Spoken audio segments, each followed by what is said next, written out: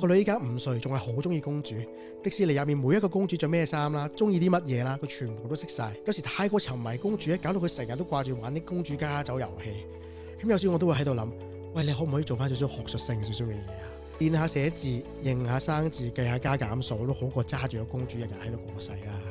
不過另外一個角度諗呢，我覺得小朋友每日開心過日子其實好重要嘅喎，所以我後來開始調整咗自己嘅心態。既然小朋友細細個冇辦法坐定定聽書，佢哋又中意攞啲嘢上手去試，咁不如我就用公主嘅元素去教佢哋做手作同埋畫畫，同時加入一啲英文同數學嘅元素。例如我問佢 Elsa 成日講啲乜嘢啊？咁佢會答 Let it go, Let it go 咁樣。Anna 有時係講乜嘢啊？咁佢哋就會話Do you want to make a snowman？ 咁樣佢就會咁講。